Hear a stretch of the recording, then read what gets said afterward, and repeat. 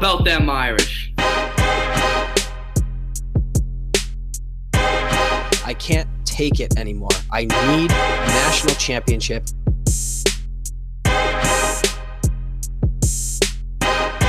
This is the Four Horsemen podcast.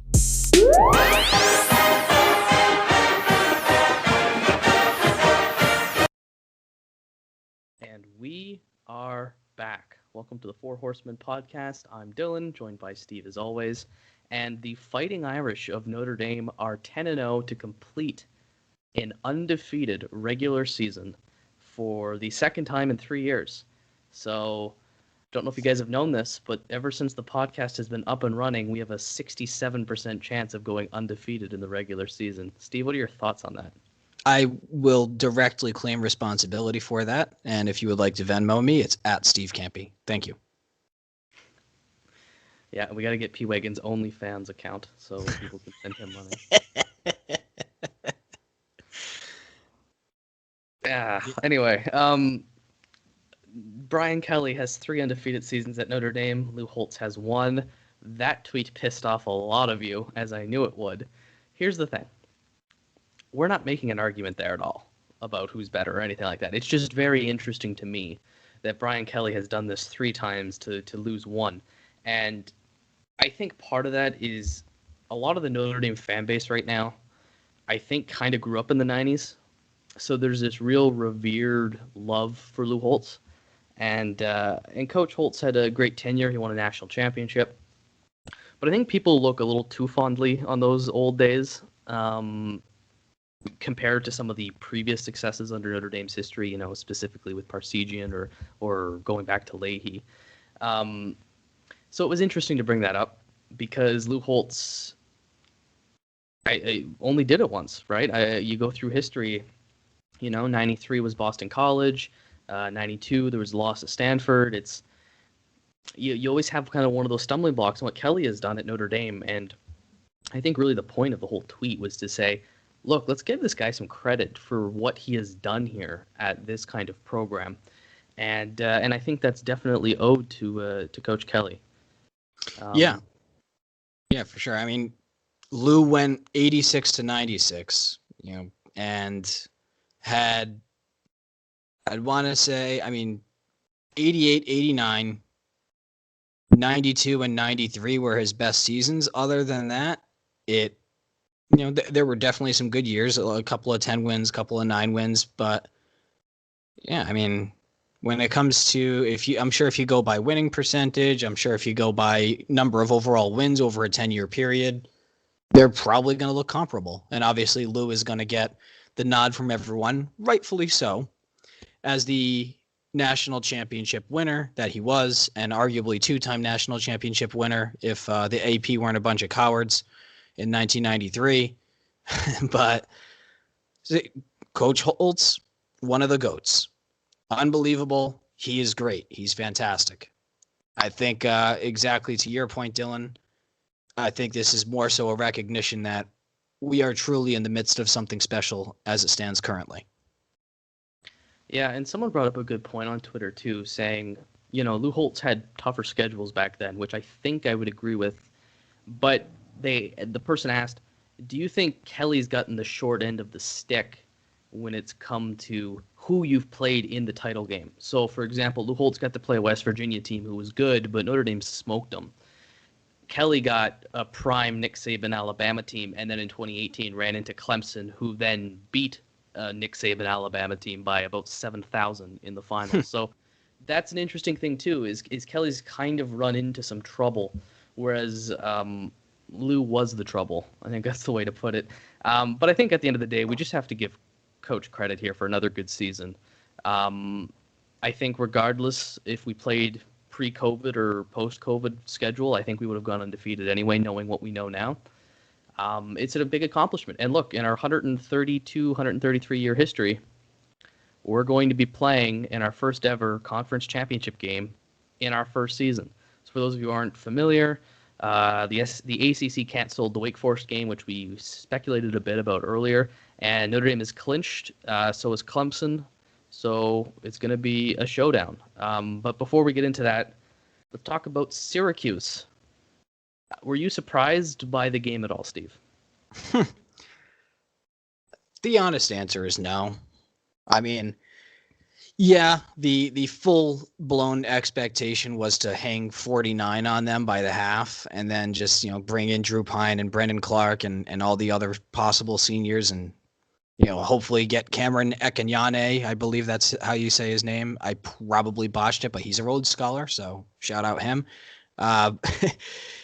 Yeah, it stunk to early on just to see us struggling and at a point losing the game, which was a little bit ridiculous, but it happens sometimes. It's football. Every once in a while you have a couple of bad drives.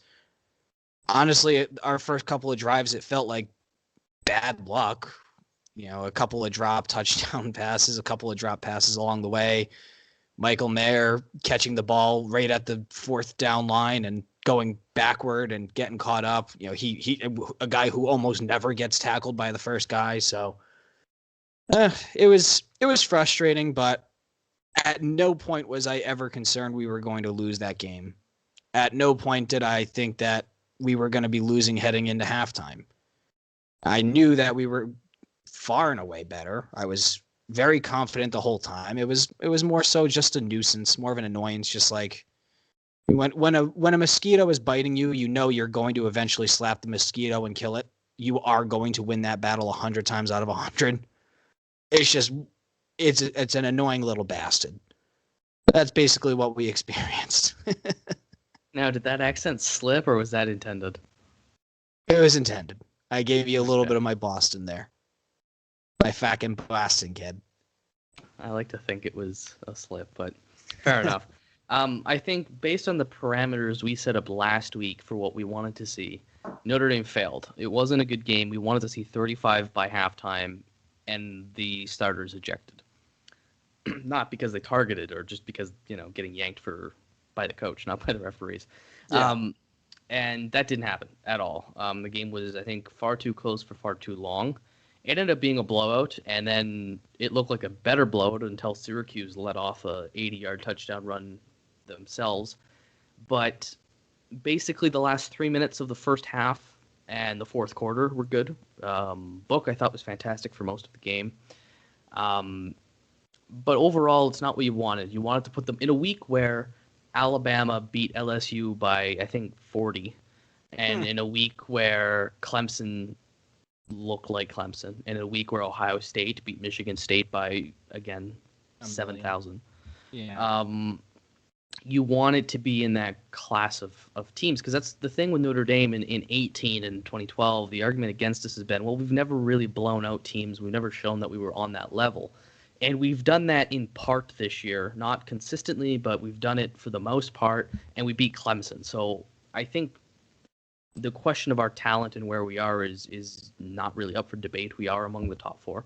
But you want to see that going into the championship game. So that's unfortunate. I don't really know what happened, if maybe the guys took a break, if the drops just really killed a lot of momentum. But I think what we would all say is the game was over. The game is over. It's done. No real injuries, maybe Bo Bauer, but for the most part, we survived on that front, and we'll be going into Clemson healthy, with the exception of our center and wide receiver, Kevin Austin, and of course, speaking of Jared Patterson. So we're going to be pretty good. Do you have any 4 horsemen you want to get into? Anything like that for the Clemson game or the Syracuse game? Yeah. Well, general thoughts. I mean, I did pick some horsemen just to carry on the tradition. And there's actually a special tradition I wanted to include in the horsemen, then I'll get to my thoughts.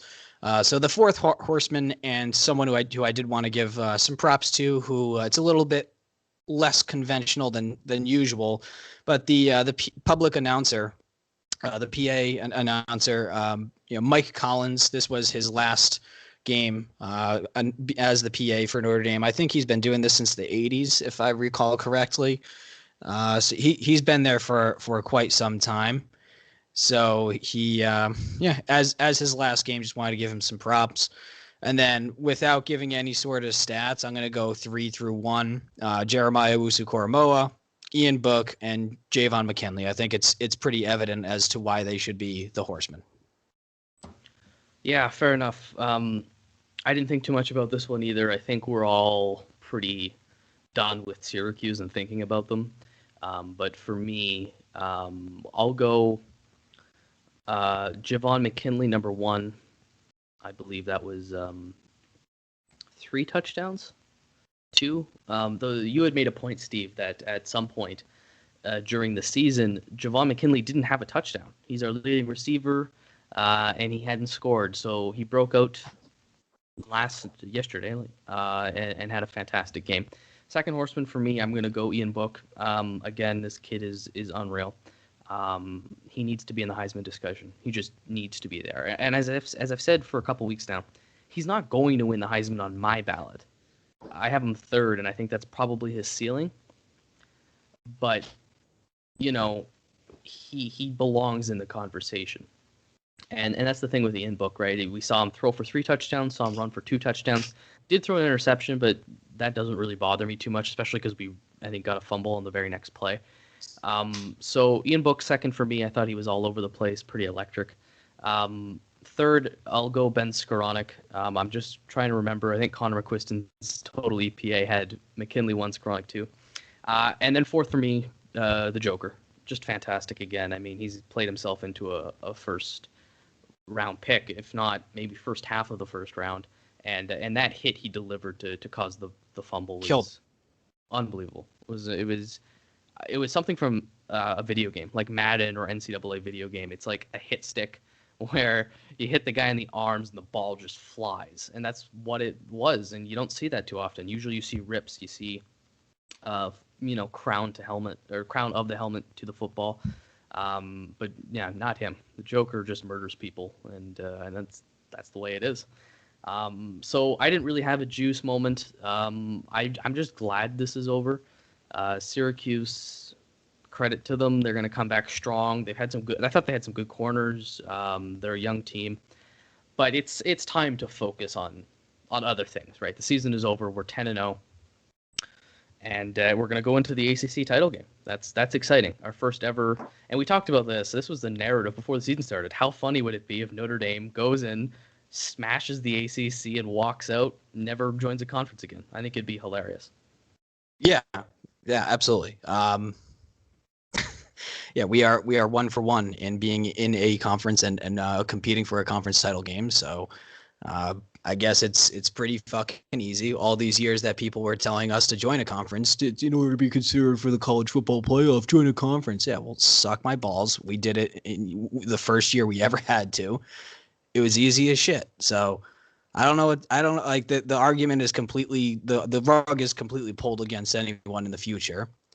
And another reason that the rug is going to be pulled out against anyone in the future is also with Ohio State and the atrocity of them only playing like 6 games and still getting in just on name brand alone, which is totally preposterous. But well, to be fair, they are pretty friggin' good. They are a good team. And who are they going to play? Like, they're going to play a Michigan team, and they played Indiana, who is still suspect and average, right? They should have to play the conference title game, which is probably going to be Northwestern at this point. But so Northwestern will be a decent win. Indiana will be a decent win. I mean, they're probably going to beat the shit out of Michigan, but they should have to earn their spot. I mean, they'll quote unquote earn it probably by beating Northwestern in the title game. But it would have been nice to also see them play Wisconsin. It is what it is, though. They're going to get in just because of their recent success and their name brand, but I don't think they deserve it. Yeah, I understand the argument. I think the resume is pretty dog shit, but at this point, there's not many other teams who are good enough to get into the playoff. Because like A&M is 5, and A&M isn't good. We've seen that. We know A&M isn't really a good team, and they're only number 5 because Florida is at number 6, and they have to be behind Texas A&M. As soon as to me, as soon as Alabama beats Florida, Texas A&M is sliding down those rankings with them. For me, at least, I cannot justify teams ahead of Florida, and therefore I cannot justify Texas A&M below anyone else. So by default, the committee's stuck with A&M at 5, and Ohio State with 5 wins or 6 wins is just good enough to get in for me at this point. But you know what? That's a good segue. Let's talk about the college football playoff, because Notre Dame is destined for 3 outcomes. And this is, I think, important for the listeners to understand what the hell's going on with the committee and what our prospects are. So there's 3 options, Steve, for this football team. There is the option where we beat Clemson and we're in. Simple as that, right? Mm-hmm. Among that option, there's 2 possibilities. There is Notre Dame and Alabama both win, or Notre Dame wins and Alabama loses. If that's the case, option number 1, Notre Dame wins, Alabama loses, we are playing Ohio State. Sorry. That is if Alabama wins. If Alabama wins and Notre Dame wins, we are playing Ohio State. That is the 2 versus 3. Because that would be the ideal. Because Clemson is defeated, so they are at least number 4. There's no way they can stay at number 3. And Florida has been defeated. So Alabama 1, Notre Dame 2, perhaps reverse, but I doubt it. And then Ohio State 3, and then you're looking at either A&M or Cincinnati 4. That is option number 1. Alabama, Notre Dame wins. That is very possible. Option number 2 is Notre Dame wins and Alabama loses. In this case, we're playing Alabama. And that's really unfortunate because you want a favorable first-round matchup as the number 1 seed. But what's going to happen is if Alabama loses to Florida, Notre Dame goes to number 1. Florida will jump into the top 4. They'll probably go 3. Ohio State goes 2. And Alabama is number 4. The reason for this is they're not going to want a rematch of a game played 2 weeks ago. So you have to think of that when you're looking into consideration. So it's going to be Notre Dame versus Alabama in that situation. If the reverse happens and Notre Dame loses and Alabama wins, we're in the same spot. We just go to 4 and Bama stays at 1. So that is the second outcome here. We play Ohio State if we both win. If one of us meaning Alabama, Notre Dame, loses, we are playing each other. And the third outcome is if we both lose. And if that happens, we are likely out of the playoff, barring Ohio State losing. It is possible maybe the committee says, you know what, screw it. Ohio State, even undefeated, doesn't get in, and we'll put a one-loss Notre Dame and Alabama. I doubt it. But that's what we're headed for. We're destined right now for 3 outcomes. We are getting Ohio State, we are getting Alabama, or we're out. That's it. And I think the most likely outcome is between Ohio State or Alabama. That last scenario you said is absolutely criminal, in my opinion. Where Ohio State gets in and Notre Dame is out. That would be criminal. I mean, we would have to lose to Clemson and Trevor Lawrence by like 30 in order for that to be remotely valid, in my opinion. It is possible. It is possible. I did cut that you're you right. off, though, so I'm sorry that's okay. if there was any other questions you were going to ask.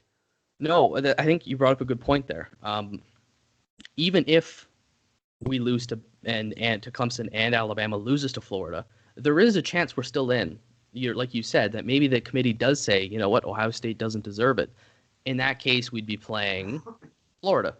But I just think the way the committee is and the way Ohio State has been dominating, I think an undefeated Ohio State is in over us. Mm-hmm. But that's not going to happen because I do not believe Notre Dame and Alabama will lose. I think one of them could, for sure. It could be us or it could be them, in which case we play each other. Or we could both win, and then we play Ohio State.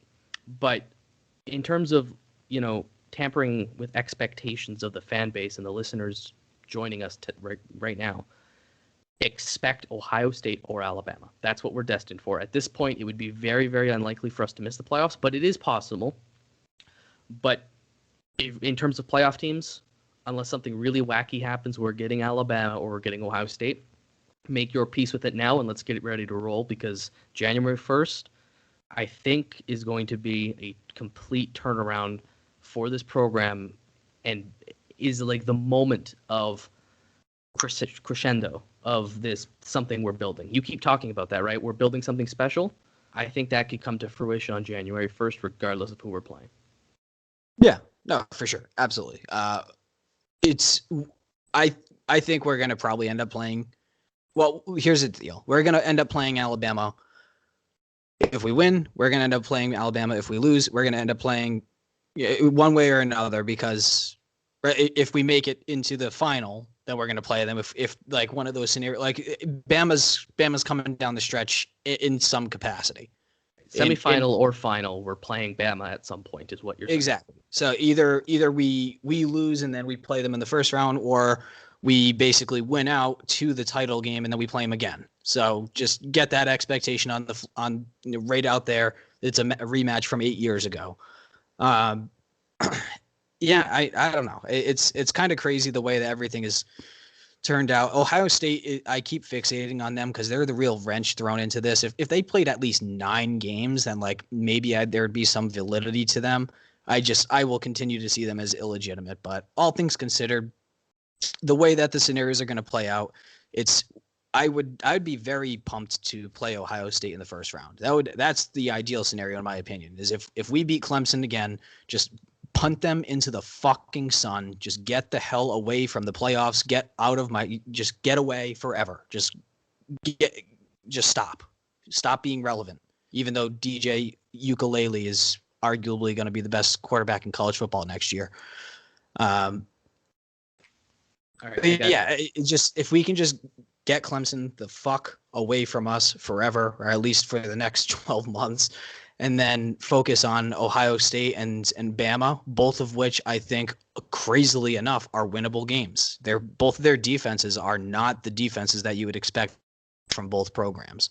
So we stand a chance to win literally any of those final 3 teams that we would potentially play. We can and potentially I don't want to say should win, but we absolutely can win.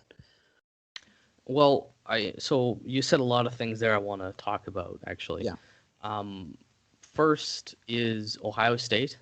We don't have a good recent history with them, so I'm not as excited to play them as you are. But you know, I take your point there. It's going to be a fun game, especially with how these two programs should be rivals, right? Notre Dame has rivalries with a lot of Big Ten schools, Indiana and Ohio.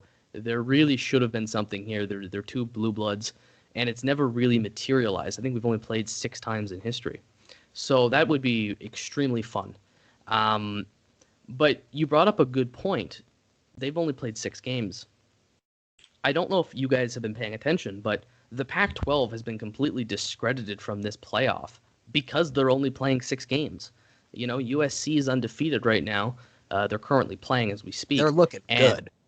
And you know what I mean? They're 15th in the ranking. And now it's possible. When I say, you know, A&M, Cincinnati, I will throw out USC as a long shot to get in. It's possible. But the very fact that they're so far behind in the rankings signals to me that the committee is not taking them that seriously.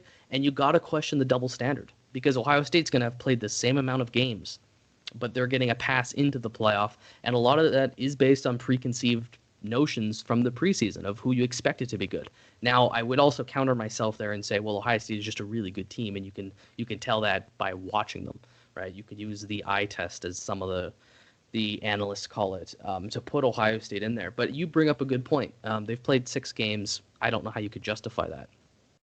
Other thing I want to talk about is Clemson, right? You said you don't want to deal with Clemson anymore. Beat them and get them the hell out of here.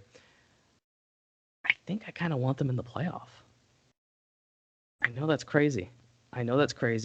But hear me out. Extrapolate, because assuming, well, regardless, win or loss, we will not play them in the first round. This is true.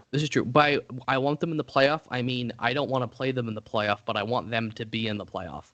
And my rationale there is, we tweeted from the podcast account earlier today, Alabama is going to get a bye if we both win. If Notre Dame and Alabama both win their conference games, the 4th team is A&M or Cincinnati or long shot SC, and Alabama has a bye to the final. I don't want that. I am sick of Alabama.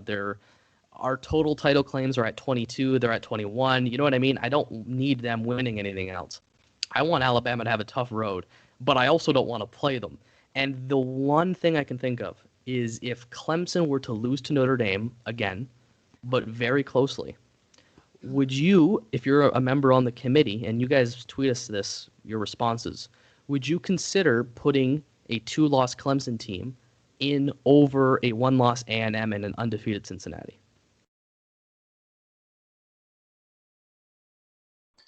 Awkward pause for effect. 1 second here. I'll tell you the top 3. Through clear? You are coming through loud and clear. I will tell you Okay. the top 3 for all of you who are, trying to do the math in your head. Alabama is the number 1 seed. They've defeated Florida. Notre Dame is the 2 seed. We've beaten Clemson. Ohio State is the 3 seed. They are 6-0 or 7-0. The 4 seed is between, and this is probably a very likely outcome here. It is between 1-loss Texas A&M, undefeated Cincinnati. We'll throw in undefeated Southern Cal, although I don't think they have a shot. 2-loss Clemson, and 2-loss Oklahoma, but you know what I mean. That's probably not going to happen because I can't see them jumping Clemson. So those are your 4 teams: A&M, Cincinnati, USC, assuming they go undefeated, and Clemson with 2 losses. Who is your 4th team? Because this is a very real scenario. Yeah, you included Cincy in there, right? I think I'd go with Cincy in that particular scenario. I mean, if Clemson loses 2 times to Notre Dame, there's just no justification for them being in my opinion. What if it's tight? What if it's overtime? 2 overtime losses to Notre Dame, who is the 2 seed. It's just thought provoking, right? I think Cincinnati would be the team they put in because we've seen Alabama A&M, and like I said earlier, the second Florida loses, A&M is going down with them for me because they're only there because they got the head-to-head over Florida, and Florida is so much better than everyone else. As soon as Florida's gone, A&M is gone for me, which means Cincinnati is probably the team. But I would strongly consider a 2-loss Clemson if it's a close loss, because then it's 1 Bama versus 4 Clemson, which to me is ideal, and then it's 2 Notre Dame, 3 Ohio State. Now, that is a good point because if I'm not mistaken, didn't Georgia lose 2 times to Alabama in the same season, and once in the regular season, once in the conference title game in the SEC, and still make the playoff a couple of years back? No, I think that year, the year Georgia was in the playoff, Alabama missed the conference title game. Okay. That was the year Alabama got in without a conference title because Auburn beat them. So Auburn had the head-to-head over Alabama, I think, and then they got stomped by Georgia. So then it became Georgia, Alabama, and then they ended up meeting each other in the final. I think that's what happened. Yeah, that's my concussion memory right there. I think all things considered, we're probably looking at. Me personally, I would take. You'd have to go with the undefeated team in that scenario. I just think that you have to give Cincinnati a chance, because if you don't give Cincinnati a chance, if they're undefeated, you're literally just saying to all of college football, we're picking 8 teams that each year are going to play their schedule, and if they're 11-1 or 12-0, they qualify, and everyone else suck on it. So, if you can't include one of the non-Power 5 or not, whatever it would be, if you can't include an AAC champion of Cincinnati undefeated and in the top 10, then there's no point to playing college football outside of the LSU, Texas, Notre Dame, USC, all the blue bloods basically. Yeah, it's the group of 5. If it's not now, it's when, right? It'll probably be never, and that's the sad reality that we're living in until there's a playoff expansion, which I'm not for, at least not to 8. I don't like an expansion 6 to 8. teams. 6 teams for me as well, but we'll see an expansion at some point in the near future. Okay, so with all this being said, we've talked playoff scenarios. That is possible. I just want to give that to you guys, the listeners. It's possible Clemson can sneak a back door in there, but we're headed for Ohio State or Alabama. Let's talk Clemson. Let's talk the ACC title game. We're planning hopefully something special for next week where we might not be able to talk as much about Clemson. So let's get this in now.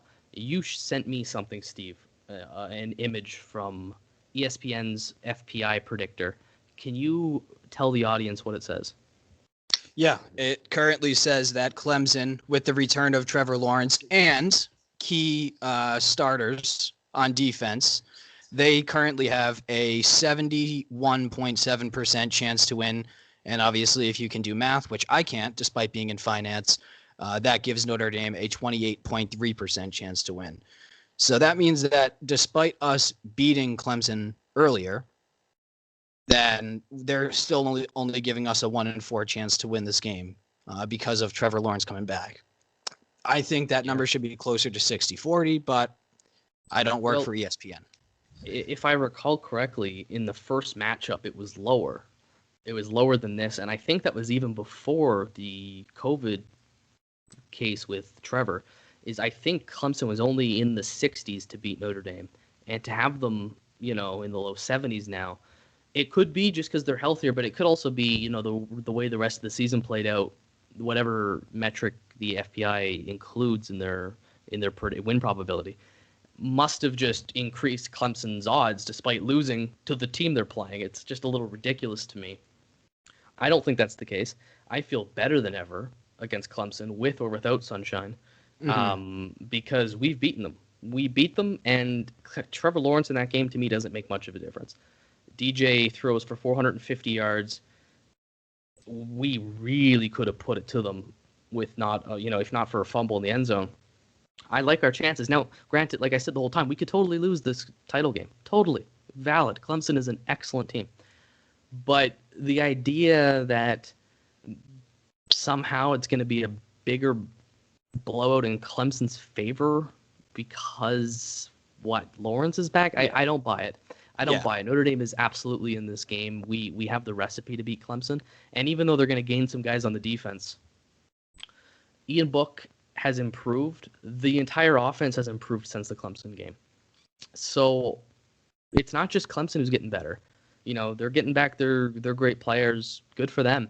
Notre Dame has improved drastically since the Clemson game, right? That was one of the best games in our history. And then we go on to just pummel other teams. The Boston College game was unbelievable offensively. North Carolina was so impressive. Syracuse was kind of a write-off game. But our receivers are really progressing. Our quarterback is developing even more. I think a lot of people are letting Notre Dame slide under the radar here, and I really don't think you should. Yeah, DJ basically played replacement level football. So to think that T-Law is going to be coming in and just playing significantly better than what Ugungalele would have played at, I think that's just totally ridiculous. Now, just a second here. I have this is a live podcast, and I have a question from one of the live listeners. Will Trevor Lawrence go to the Jets or do one more year at Clemson? He is not going to do one more year at Clemson. He's checked out. He is going to the Jets. Anyway, back to the point at hand here. Yeah, so DJ played replacement level football with Trevor Lawrence. I don't think there was much of a drop off there. And we left, was it 14 or 17 points on the table in the red zone? We had to settle for 3 a couple of times there. Obviously something we're going to have to iron out. I'm not saying that in a rematch or in a perfect world, we go 100% in the red zone and touchdowns. Who knows how the rematch is going to play out, but we belong there. We belong in the game. It's not like just because Trevor Lawrence is not some godlike figure. He's human. In fact, he has played less games than Ian Book and has more interceptions than Ian Book. I mean, it's only a 3-2 ratio between them, but it's not like this is a guy that is completely impervious. He can be beat. Any college quarterback can be beat on any day. So I don't think that Trevor Lawrence is going to come in and all of a sudden we're looking at like a 37-17 game. I think it's going to be significantly closer than that because we've already played them basically at their best. And yeah, they're going to be getting slightly better, but we're also playing slightly better. So I think it's going to be, it equals out in my opinion. Yeah. What concerns me the most is that our friends at NDFB Analytics have pointed out Trevor Lawrence throws the deep ball more than DJ does. And that's our area of weakness. Although I have said by the law of averages, we're bound to win one of these 50-50 balls at some point. But that's one area that I'm concerned is exploiting the corners over the top. If Notre Dame's going to commit to stopping ETN again, I didn't think we loaded the box too much in the last game when I rewatched it, but it's something to take into account. You know, are you going to perhaps drop a linebacker more frequently to deal with Trevor Lawrence's aerial attack? It depends. It's going to be a very interesting and important game from both the coordinators, Clark Lee and Tommy Rees. Do you have kind of any major concerns with Clemson and with this game? We got 2 weeks to go, though. Any thoughts you have? My concern is that we are going to try to stick to the run, especially against their revamped defense, and not let Book cook. Ian has played like a Heisman candidate over the past 5 weeks. There's no reason in hell why you have to let Ian Book throw the ball 25 times before halftime. You cannot continue to think that Kyren Williams is going to be he's not going to have another 75-yard run on the second play of the game. That's just not going to happen. Now, our offensive line is phenomenal, but we're playing higher competition. We're probably going to be at 3.5 yards per carry, and we're just not going to win a football game if we try to grind it out. You have to let Ian Book go out there, utilize Javon, utilize Ben and Mayer and all his weapons, throw the ball down the field, let Ian Book be your guy. If they refuse to let Ian Book be their go-to guy and rely on him, then we're going to get beat by probably 17, to be honest.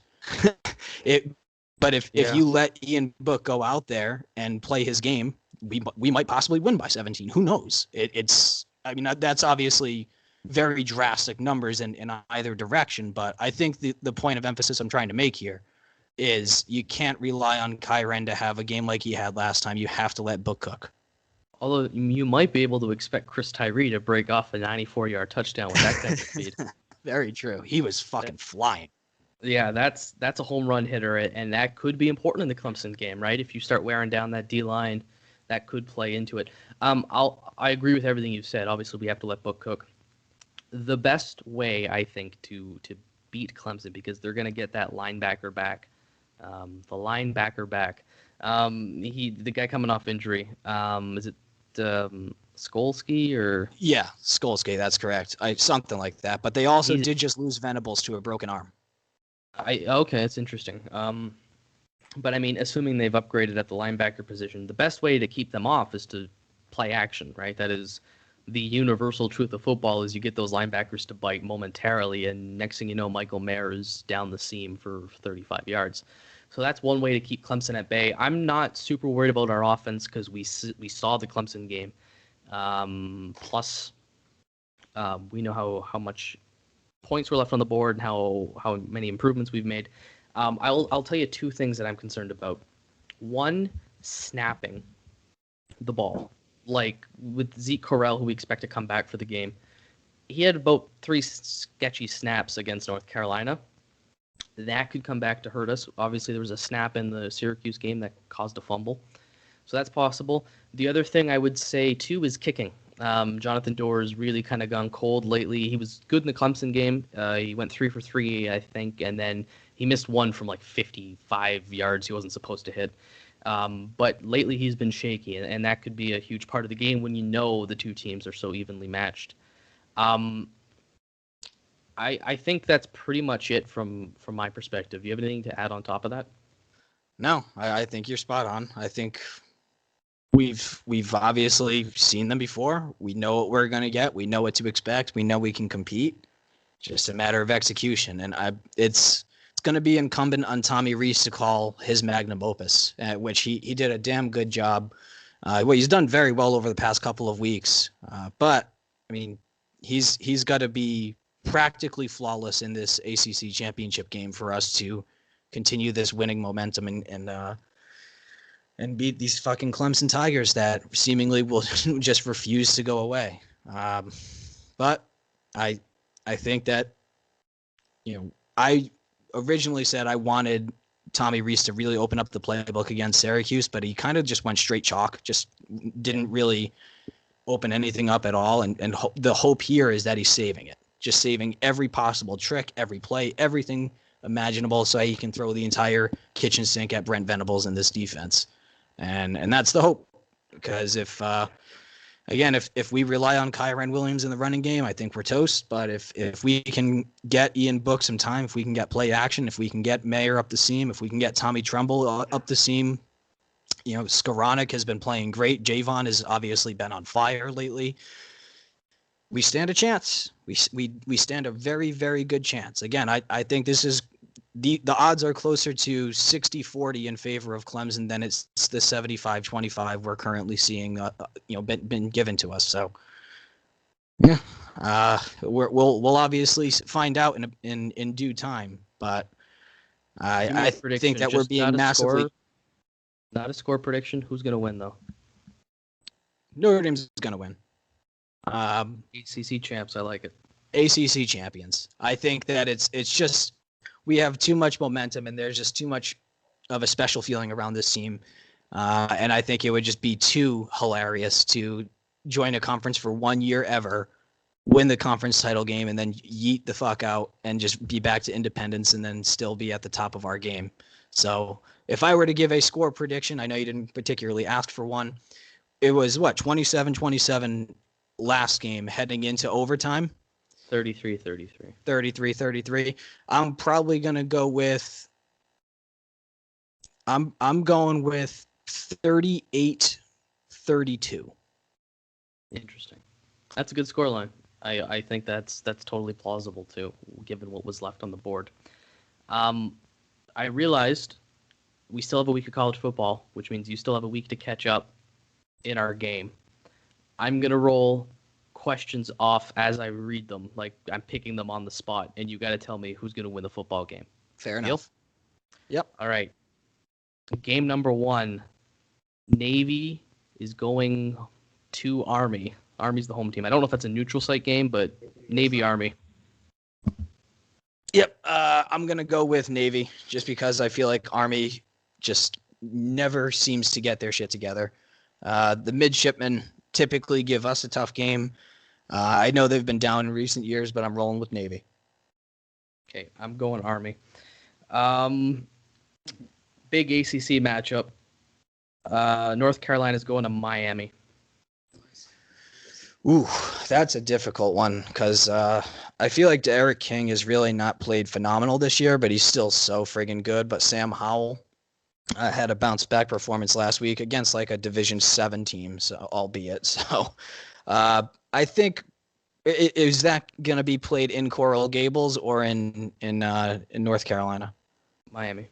All right, so I'm going to go with Miami at home then. Okay. Miami's played really well lately, but you know what? I think they're a bunch of soft cookie cutters. Damn it, over there. I'm taking North Carolina. Okay. Let's move on to the 2 disappointing teams in the Pac-12. Washington is going to Oregon. I think I'm going to go with Oregon, just because I've bet against them with Stanford earlier in the year, and they beat the piss out of me. So I think I'm going to stick with the Oregon Ducks winning this game. Yep, I agree with you there. I think Oregon's going to probably beat them fairly convincingly, but you never really know. Okay. We got to pull up games here on the fly. 2 bad teams in the ACC. Duke at Florida State. Florida State is hapless, so I'm going to go with the Blue Devils here. That's good. I'm going to take Florida State. So, yeah, you can make up some ground this week. And last but not least, let's get into the great Commonwealth of Virginia. Virginia's going to Virginia Tech. Yeah, I would say I'm going to roll with Virginia Tech. I think Beamer ball will prevail here. Virginia is really down. I don't think they are quite where they were at a couple of years back.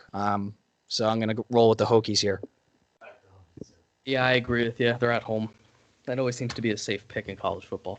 So that's our predictions week 15 now. Man, we're really flying by the college football season. Steve, do you want to talk about Ian Book, or you got to go? Yeah, I think we'll call a lid on it this week, but we can definitely defer to our next podcast next Sunday. It will be super relevant at some point. It is. All right, so stay tuned for that special discussion on Ian Book. Thanks for hanging in there, guys.